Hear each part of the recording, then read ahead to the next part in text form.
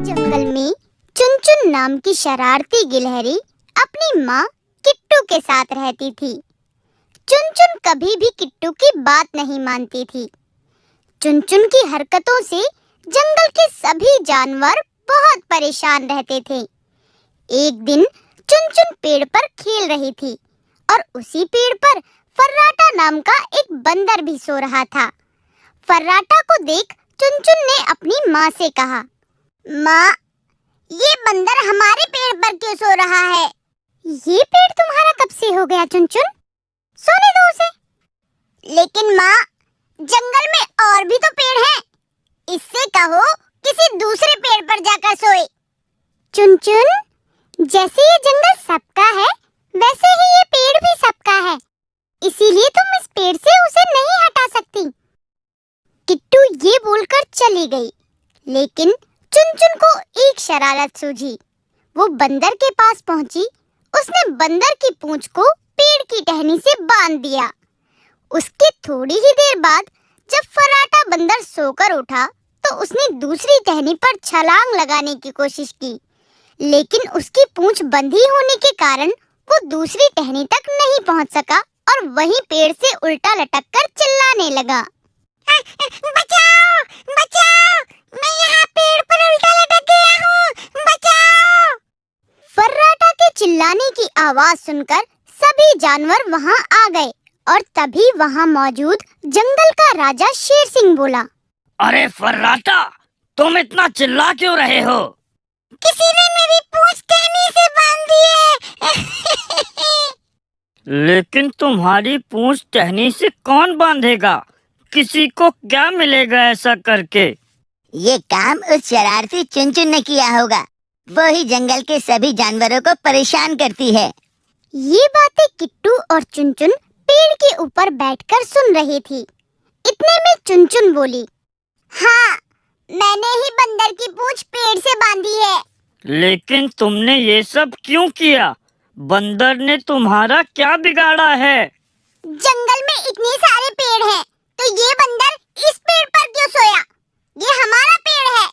ये सुनकर सभी जानवर हैरान रह गए। तभी हिरन बोला, चुनचुन, एक बात कान खोलकर सुन लो। ये जंगल सबका है, इसलिए यहाँ के पेड़ों पर भी सबका अधिकार है। चुनचुन, अगर अब तुमने जंगल में किसी जानवर को तंग करने की कोशिश की तो मैं तुम्हें इस जंगल से निकाल दूंगा। ये सुनकर किट्टू जल्दी से बोल पड़ी, नहीं नहीं महाराज, चुनचुन अभी छोटी है, उसको माफ कर दीजिए। आज के बाद वो ऐसी शरारत कभी भी नहीं करेगी। मैं अभी फर्राटा की पूंछ खोल देती हूँ। ये कहकर किट्टू फर्राटा बंदर की पूंछ पेड़ की टहनी से खोलने लगी और तभी फर्राटा बंदर पेड़ से गिर गया। इतने में शेर सिंह बोला, किट्टू, किट्टू, समझा देना अपनी बेटी को। ये उसके लिए आखिरी चेतावनी है। ये बोलकर शेर सिंह और जंगल के बाकी जानवर वहाँ से चले गए और किट्टू ने चुनचुन से कहा, चुनचुन, तुम ये शरारतें करना कब छोड़ोगी? तुम्हारी ये ना समझी किसी दिन तुम्हारे लिए मुसीबत बन जाएगी, समझे? किट्टू की बात का चुनचुन पर कोई असर नहीं हुआ। ऐसे ही कुछ दिन बीत गए कि तभी किट्टू को किसी काम से जंगल से बाहर जाना पड़ गया और उसने चुनचुन से कहा, चुनचुन, मैं एक जरूरी काम से जंगल के बाहर जा रही हूँ, लेकिन तुम यहाँ किसी को परेशान मत करना और जंगल से कहीं दूर मत जाना। ठीक है माँ, आप चिंता मत करो, मैं किसी को परेशान नहीं करूँगी।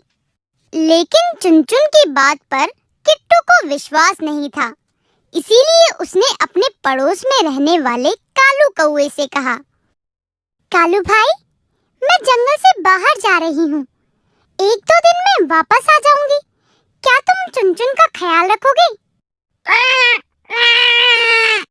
ठीक है किट्टू, लेकिन जल्दी आने की कोशिश करना। तुम्हारी बेटी को ज्यादा दिन तक संभालना मेरे बस की बात नहीं है। कालू भाई, चिंता मत करो, मैं जल्दी आने की कोशिश करूंगी।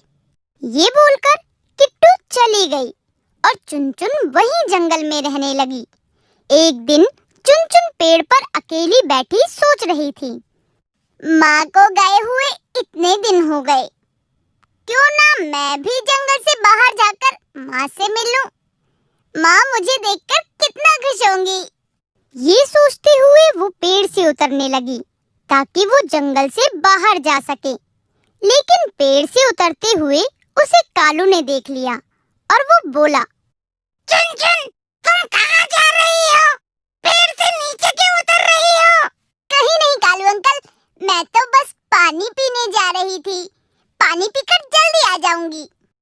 ठीक है, जाओ, लेकिन जल्दी आ जाना, रात होने वाली है। कालू की बात सुनकर चुनचुन वहाँ से चली जाती है और वो जंगल से बाहर जाने की कोशिश में रास्ता भूल जाती है। अब उसे दूर दूर तक कोई नहीं दिखाई देता जिससे वो रास्ता पूछ सके। उधर किट्टू जब पेड़ पर वापस आई तो उसे चुनचुन कहीं नहीं दिखाई दी।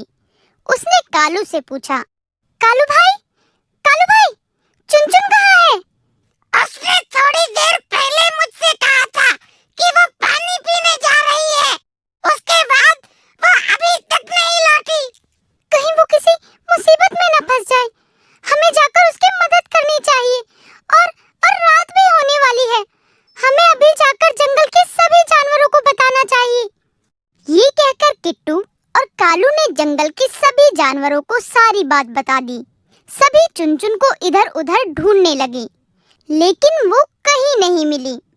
तभी कालू को आसमान में एक बाज उड़ता हुआ दिखाई दिया। तभी कालू ने कहा, वो देखो, आसमान में बाज उड़ रहा है। इस समय ये बाज आसमान में क्या कर रहा है? लगता है वो अपना भोजन ढूंढ रहा है। हिरन की बात सुनकर किट्टू घबरा गई और बोली, कहीं ऐसा तो नहीं उस बाज की नजर मेरे किट्टू पर पड़ गई हो? तुम चिंता मत करो, मैं अभी अपने दोस्त मिट्टू तोते के साथ जाता हूँ और पता करता हूँ। ये कहकर कालू मिट्टू के साथ बाज का पीछा करने चला गया। उसने देखा कि बाज चुनचुन के ऊपर मंडरा रहा था। ये देखकर कालू समझ गया कि उस बाज का शिकार चुनचुन ही थी। उसने सारी बात जंगल के जानवरों को बता दी और वापस चुनचुन की मदद करने मिट्टू तोते के साथ चला गया। अब बाज ने मौका पाकर चुनचुन को अपने पंजों में दबा लिया। ये देखकर कालू बोला, मिट्टू, जल्दी उस बाज के पास चलो, नहीं तो वो चुनचुन को खा जाएगा। ये सुनकर मिट्टू और कालू आसमान में बाज से लड़ने लगे।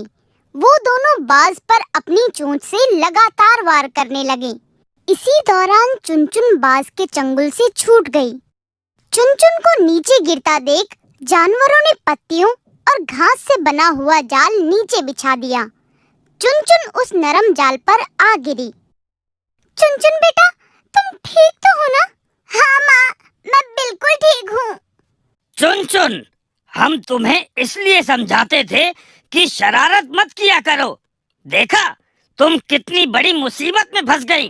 ये सुनकर चुनचुन अपनी माँ से बोली, मुझे माफ कर दो माँ, मैंने कभी आपकी बात नहीं सुनी। अब से मैं